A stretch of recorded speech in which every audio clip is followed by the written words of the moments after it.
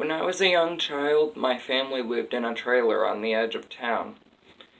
My bedroom was a glorified closet where my bed, a mattress that sat on the floor, rested under the window.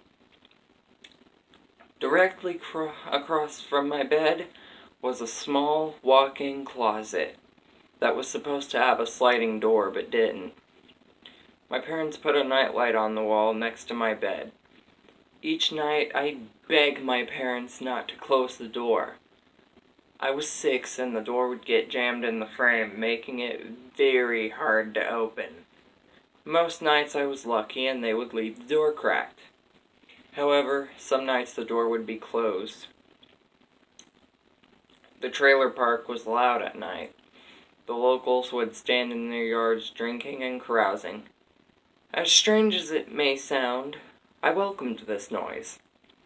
There was this tall mirror in the closet, and on the nights where the bedroom door was closed and the neighbors were being quiet, I would see this ghastly figure standing in the mirror and hear it tapping on the glass. Gray skin stretched tight across his bony face and toothless grin. The very sight of him was enough to make me pee myself. I'd lay there quietly, with the blanket pulled up to my head, staring at the man tapping on the mirror. He'd whisper loudly, "Hey, little boy, let me in." I don't remember if this ever stopped, but my parents ended up buying a house on the other side of town, around the time I started first grade. I had my own bedroom, and my bedroom door had a closet. Several years passed, and I had all but forgot about the man in the mirror. I was at a sleepover with my friend Devin when I heard a very familiar whisper. "Oh, hello, little boy. Long time no see."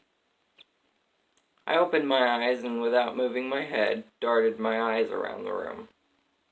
There in the vanity mirror I could make out the faint silhouette of a man. He moved quickly and left the mirror, though I could still see him in my peripheral vision, and I realized he wasn't in the mirror, but rather that the man was standing outside the window. I turned my head and locked eyes with him as he pulled a single bony finger to his lips. His other hand reached through the glass like it was water and went to unlatch the window itself as I let out a blood-curdling scream. Devin woke up and turned on the lamp. The light in the room made it all but impossible to see out the window. There, in the blackness of night, I lost sight of the creepy man, and in the process got punched in the arm by Devin, who was less than accepting of my explanation that there was a monster outside the window. Eventually, Devin turned off the lamp and I went to sleep. When I woke the next morning, the window was standing wide open and a cool breeze blew across the bed. Devin was gone. His parents searched everywhere for him. His picture was shown on the news. I told them the story of the creepy man in the window, but no one believed me. Devin was missing for the greater part of 3 days, when a search party, trudging through the woods, found the remains of a 13-year-old boy in 2 pieces, cut in half on a concrete slab in the middle of the woods. Devin was buried the next day. His parents wouldn't let me go to the funeral. My parents grounded me for lying about the old man. They remembered my stories from back in kindergarten and thought me crazy or a liar. Probably both.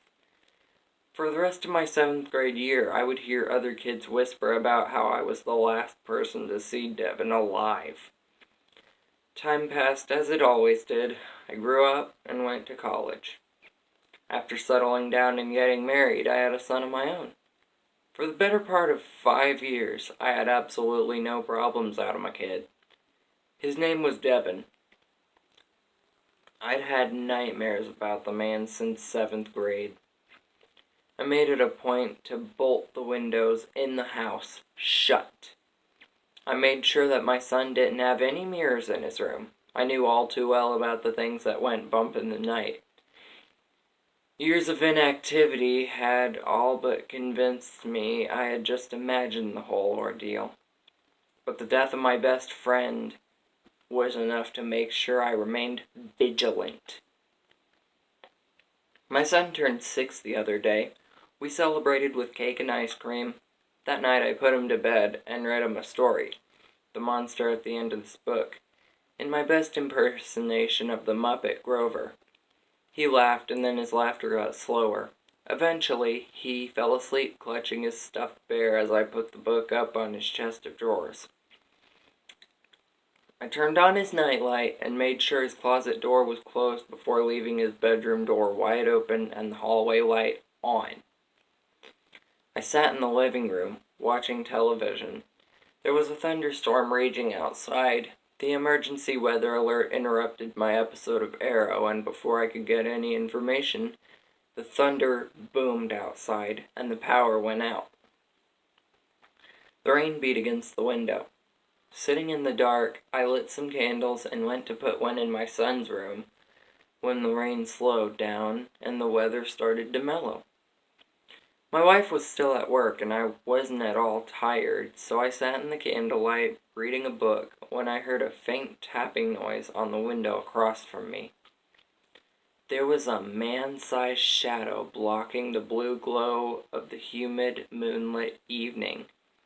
The tapping continued, and I heard a raspy whisper say, "Not so little boy has a little boy. Let me in." I reached into the hallway closet, grabbed the shotgun. With 2 barrels of 12-gauge buckshot, I walked out the front door and stared at the man. He stood there tapping on the window, paying me no mind. Without hesitation, I pulled both triggers and peppered him with buckshot. Metal pellets beat against my house and went straight through the man as I heard my son shout in his sleep. "That wasn't very nice, naughty, not so little boy," the man whispered with his raspy voice. I ducked inside the house and locked the door behind me as the man turned to follow me. The tapping on the window became a pounding on the door. "Let me in! Let me in!" The whisper became a hoarse scream. My son, now wide awake and holding onto my leg for dear life, started bawling his eyes out. The man at the door shouted, "Those are my tears! Let me in! Let me in!" I grabbed 2 more rounds from my pocket and reloaded the gun as bright lights hit the tiny window on the front door. I looked away for a moment, and the man was gone. Moments later, my wife turned the key and opened the door as I stood there, shotgun in hand, with our son crying at my feet. After getting me to put down the gun and grabbing our son, she walked out the door, and I never saw either of them again. She called the police from the car, and I was taken into custody for psychiatric evaluation. I sat there through one session after another, with doctor after therapist after social worker explaining that a man was trying to break into the house and that I had shot at him. For whatever reason, no one believed me. I guess in retrospect, telling a psychiatrist that the monster that lived in your closet as a child showing up on your front doorstep 25 years later is a bit of a stretch. Still, it happened. The thing stalked my child, killed my best friend, and stalked me as a child. And all I could do was sit in the loony bin, helplessly waiting to either be released or sent to another facility. The worst part is that there's a little window in my door to the room at the hospital. Sometimes at night, when the hallway is dark and the moonlight outside my window is bright enough, I can barely make out his toothless grin smiling in the reflection on the door. I'll look up and see him standing at the window as he taps lightly on the glass and whispers, "Invite me in. Your son was delicious!"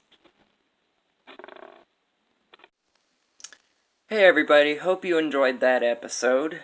If you did, leave a like. And there will be another one of these immediately. I'm already starting it. I'm looking up the story now. And while this is posting, that's gonna be recording. So, see you there. Bye.